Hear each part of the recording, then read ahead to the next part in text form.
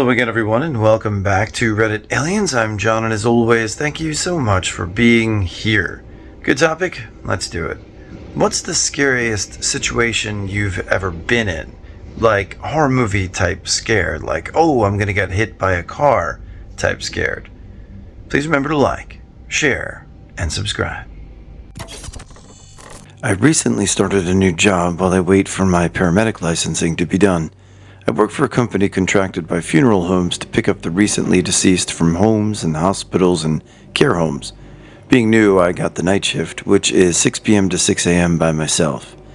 2 nights ago, I had my first body pickup without my boss training me. It was 2 a.m. by the time I had the body and got to the funeral home. I went inside and it was pitch black, and this place is old. Urns, caskets, carts, and clutter everywhere. I had to search for the light switches in each room or hallway, and each time I turned them on, I was terrified there was going to be a dead person standing at the end of the hallway or something. So I took the body down some hallways with creepy wood paneling on the walls, through some doors to the presentation room. This is an unsettling room where you're alone and it's 2 a.m. Its walls are seafoam green, and it has very elevated ceilings with old fans. This particular funeral home, for whatever reason, doesn't refrigerate most of the bodies. That night, there were 3 bodies, all prepped, dressed, and ready to go laying on the tables. When I take a body in, I have to brush cream on their face. I'm guessing to help preserve a more natural appearance and make it easier for the embalmer.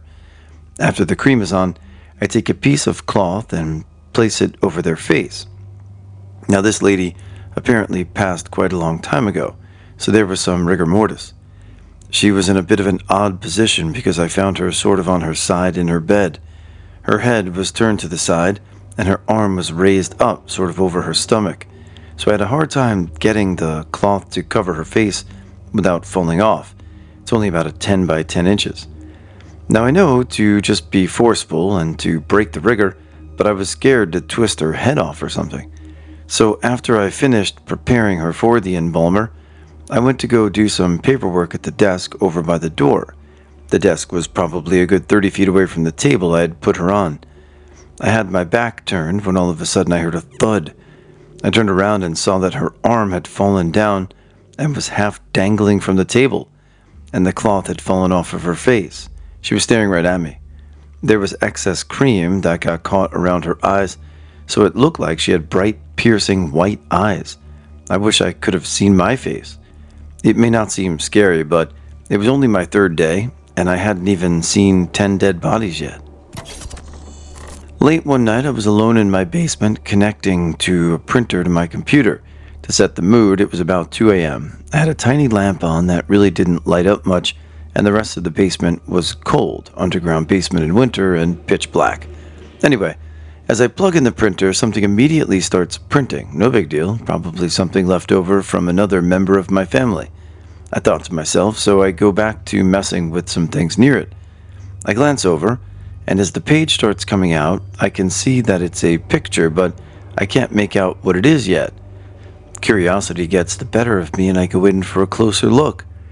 Slowly, a picture of my mom, and my mom only, that was taken about a month beforehand, starts coming out of the printer. She suddenly passed away just 2 days prior. I remember just staring, frozen at this image, eventually getting spit out on the table and having a picture of my mom looking at me. My heart sank more and more as the picture was finally done. I folded up the paper immediately and quickly went to turn on the rest of the lights. It took me a while to get my shit back together. I have never been so freaked out in my life. I guess to clarify, it wasn't like I didn't want to look at her or anything.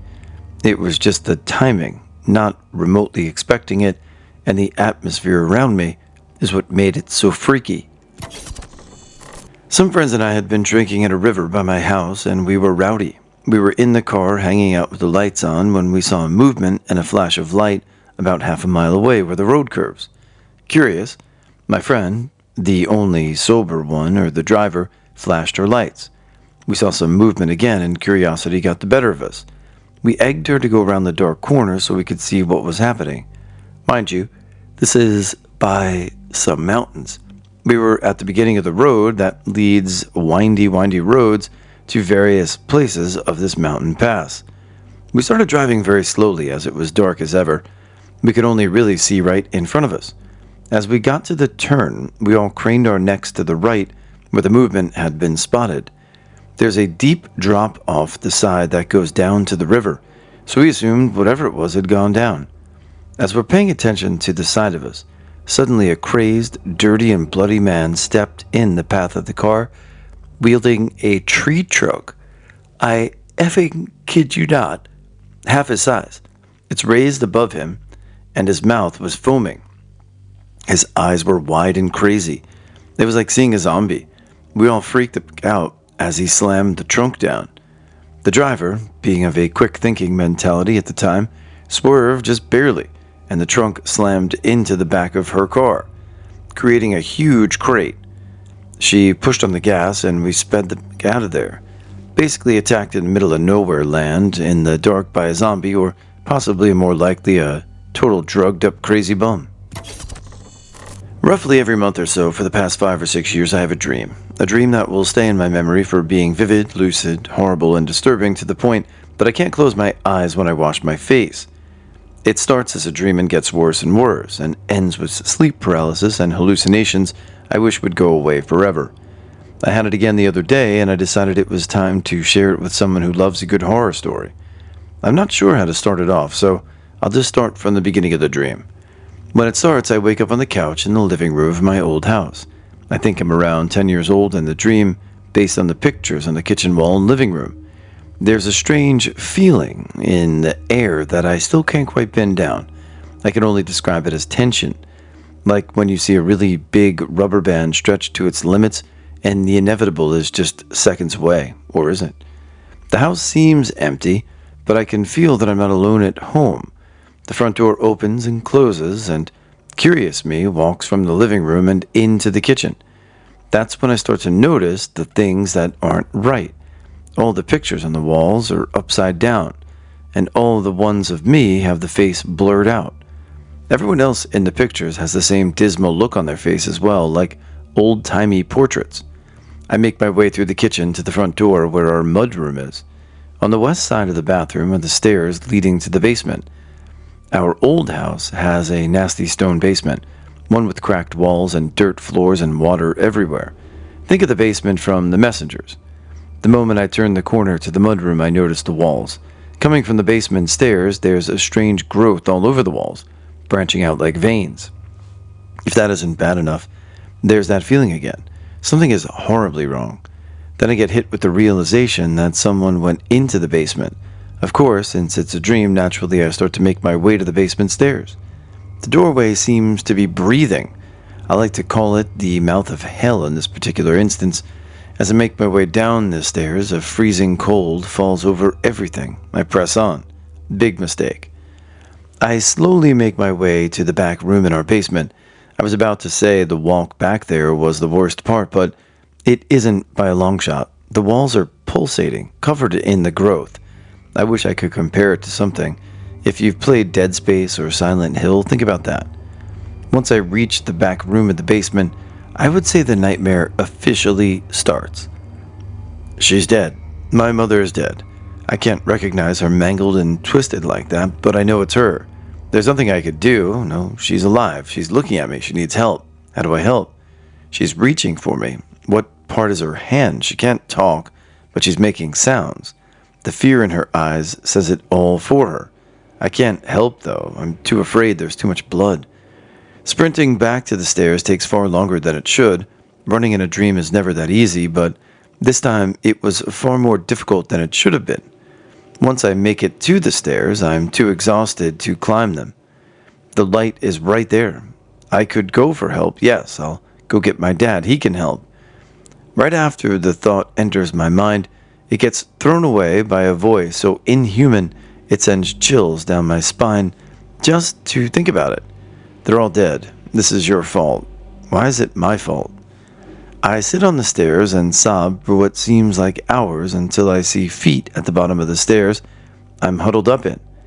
They're too far clean to have come from this hellhole, and I can feel a sense of warmth coming from the figure. I look up and see a girl, probably close to 13, but I'm bad at guessing age. What's wrong? Did someone hurt you? My mom is in there. She needs help. She might die. Your mother is dead. This was enough to push me over. Now it really was hopeless to try anything. It just made me sob harder. Shh, please don't cry. Why? The next thing she said still makes me uncomfortable to the point of making my eyes water. The devil knows your name. Silence. Silence is so intense it's almost too loud. Nothing is making any sound. I can only hear the high-pitched drone we all hear when there is no sound. The girl, once pretty, slowly starts to distort. Her face goes from a warm, comforting smile to a grimace, and then a look of utter horror before becoming unnatural. There's no way for me to describe how horrible it is. Her neck snaps straight back, so she's looking at the ceiling, and she lets out a scream so loud, so real, and so vivid that it hurts my head. After a few seconds of a deafening sound, I finally wake up, I think. I'm lying in my bed, where I fell asleep, but I can still hear the scream. I can't move any part of my body in the slightest, save for my eyes. I wish they'd just stay closed. Standing all around my bed are tall, very slender, tall figures with only 2 eyes. The ceiling and walls of my room peel away to reveal more eyes, covering every visible inch of the room. A figure very similar to the rest, but somehow different in what seems to be authority, slowly leans down to me until it's inches from my face. Where there was previously no mouth, the flesh begins to tear away and bleed, revealing a twisted, grotesque smile, unlike anything I've seen in art or in horror movies. With the same rancid, guttural tone I heard in the basement, it says one thing before slowly fading from my vision, and he will never forget it. After a few minutes, I can move again. I want to turn on the light, but I'm too afraid to move.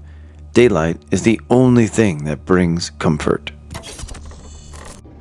I mean, that is a layered, detailed, and dreadful dream. And if you have that on a loop for life, oof, maybe rub yourself with some sage or, I don't know, take a bath in holy water or something, but that sounds pretty creepy. I was on holiday with my family in a caravan park in Wales. One day it was terrible weather and I had to go into town with my mom to get shopping. On the way back, we had to walk about a mile through the woods to get back to the caravan park. When we left, we passed a car parked on the road in the woods, and the man was in his car again. He drove past us and pulled over, went to his boot and pulled out an axe. My mom took the shopping bags from me and told me if anything happened, run to get my dad. I knew she was scared about this guy too.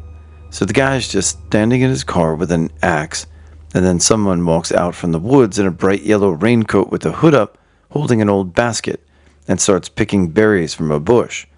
The guy with the axe got into his car and drove away. Not much happened, but we both felt like we were in danger at that moment when we saw the guy grab the axe. Just felt like the raincoat guy spooked the axe guy.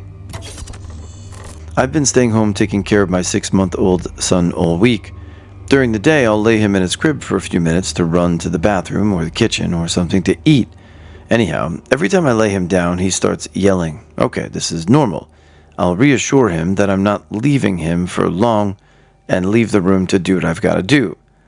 Every time within seconds, he'll start laughing, and I start hearing a man and a woman playing with him, talking to him through the baby monitor.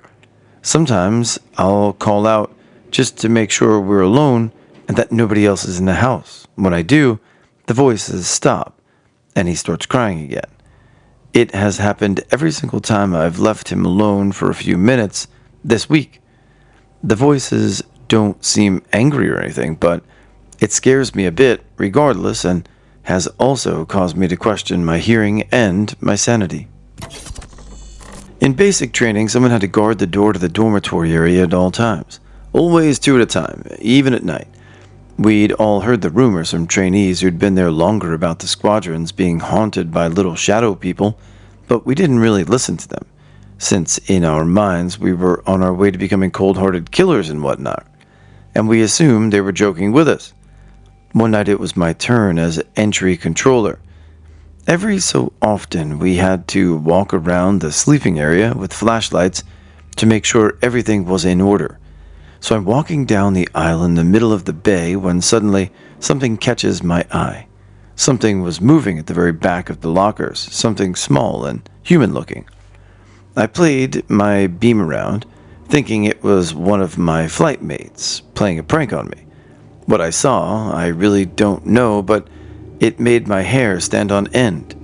They looked like the shadows of kids or something, but they were moving, running around.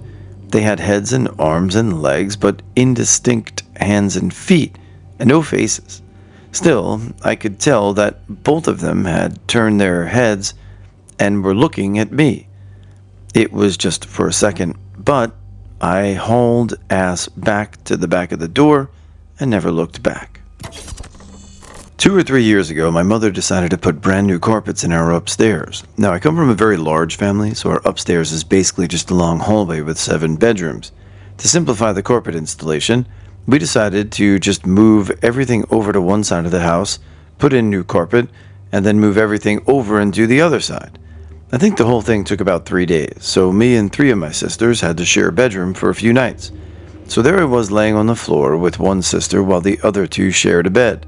Anyway, there we were, about to go to sleep, with my littlest sister asks if we can keep the hallway light on and the bedroom door open. We oblige, and slowly everyone starts to drift off.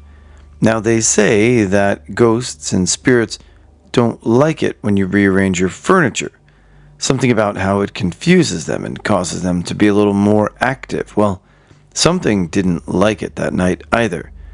I remember waking up in the middle of the night and moving my head over toward the light coming in from the hallway.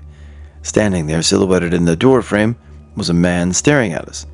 I couldn't really see anything specific because I instantly dropped my head in disbelief and started telling myself to go to sleep. Just go to sleep. The things I do remember were that he was leaning forward at an uncomfortable angle and that he wasn't directly staring at me, more so gazing at the bed between the 4 of us. Well, I laid there for what seemed like forever until I finally fell asleep. The next morning, my sisters had woken before me and told me the story. That night, we were all a bit uneasy, but nothing else happened. Waking up at 5 a.m. in my basement room to a chick standing at the end of my bed watching me sleep. She was just staring at me. I honestly thought I was dreaming, but nope. And then I thought it was a friend playing a joke because I'm blind without my glasses. Also nope. I don't know where she came from or what her name was, but as soon as I said hello, she ran up the stairs and out of the house. Never saw her again and was afraid to sleep in my room for a while. I should add that she walked through one end of the house to the other to go into my apartment room, also stepping over my sleeping brother and dog who were in the living room. I found it odd that she ended up in my room and also completely weirded out because I don't know how long she was there. After a long night of drinking, I get a train home. The closest train station to my house is about 20 or 30 minute walk, so I start walking. Now this takes me past the cemetery that is close to my old school. There's a long, wide, tree-lined path that runs through the middle of the cemetery, and on either side of the path, there are these little shelters for people to sit in. People regularly use the path, and it's actually a really nice walk, especially on a sunny day. I had fond memories of walking through the cemetery despite a run-in I had with an angry, snarling hobo once, but that wasn't too bad. Anyway, in my drunkenness, I decided to take the shortcut through the cemetery for a bit of nostalgia. I fully realized the kind of horror movie scenario I was setting myself up for, walking through a cemetery at 4 a.m., but I thought, what's the worst that could happen? Plus, it's such a nice walk. I get to where the path begins, look down it, and see absolutely nothing. Pitch blackness. As I'm walking, I become very self-conscious of how loud my footsteps are, and I can't help but think that if there's somebody else in the cemetery, they'll hear me coming a mile off. I also can't help but think that whoever that person is hanging out in a cemetery in the middle of the night isn't the kind of person I'd really want to announce my presence to. But no matter how much I try, I can't seem to make any noise when I walk. I'm walking over branches and leaves, and everything else just to go silent, so still, and I begin to think that maybe I've made a huge mistake coming in here. Keep in mind that I can't see any gravestones, it's so dark. All I can see are the lights at the very end of the path, still a couple hundred meters away, and the ground at my feet as I walk. It's so incredibly dark, which is something I really didn't foresee as a problem when I drunkenly came in here. Anyway, my heart is pounding in my chest. I keep thinking I see things, weird shadows in the distance. My mind is playing tricks on me. I put my head down and keep walking. I'm close to the end now, and as I'm walking very quickly, I think to myself, if I look up right now, I'm going to see something. I'm going to see something or someone, and it's going to be really effing weird. And I just know it's going to happen. So what do? I look up. In front of me is nothing. I'm only about 20 meters from the end of the path, so I can see the street and the light, and it looks good. Then I look to my right, one of the little sheltered seating areas I mentioned earlier. Just beyond the shelter are two men with their backs turned. One of them is kneeling with the hands on the ground like he is inspecting something. The other is standing in front of the kneeling man. Neither of them are moving a muscle. I was in mid-stride when I saw them, and now I'm also completely still. I know they must have heard me walking because, like I said, my footsteps were loud as shit. Then, the standing man turns to face me. I can't see his face or even what kind of clothes he's wearing. He's just a shadowy silhouette. But I can feel that there's something not normal going on. That if there's two dudes who are hanging around in a cemetery, they wouldn't be acting so weird. They wouldn't be just standing there staring at me. At this point, my body catches up with my brain, and I just run. I just run and run until I can't run anymore. I don't know if what happened was in any way supernatural, or if they were just two dudes in a cemetery at 4 a.m. or what, but at the time it was effing terrifying. One of those situations where you think to yourself, you know, if you were in a horror movie right now, I would see something really weird. And then a moment later, you actually do see something weird. This happened last week. I was with my friends and we had to pick up one more person. We pull up and I hop in the back seat so the other person can sit in the front. We're parked waiting, and then this girl just starts walking back and forth across the street. This girl was walking like a zombie. Her eyes were just blank and her face had no expression. She also just kept mumbling the entire time. We sit there waiting for about 10 minutes, and this girl just keeps walking back and forth. I finally tell my friend to just go and knock so we can leave already. While I was telling my friend that the girl decided to not walk across the street anymore and just walk down the sidewalk. As soon as my friend gets out and walks up, the girl just slowly turns around, still no expression, and just starts walking toward the car I'm sitting in. I turned to my other friend in the car and told him that I feel like she's just going to stand next to the car window and stare at us. And if she does, I'm going to freak out. What does she do? She slowly keeps limping toward the car and stands right next to the car, mumbling and staring at us. I keep my head down and start playing a game on my phone. She then backs up and just sits on the grass and stares at us. My friend finally comes back and we make a U-turn and drive away. And as we pass that girl again, I look at her and she just watches us drive away.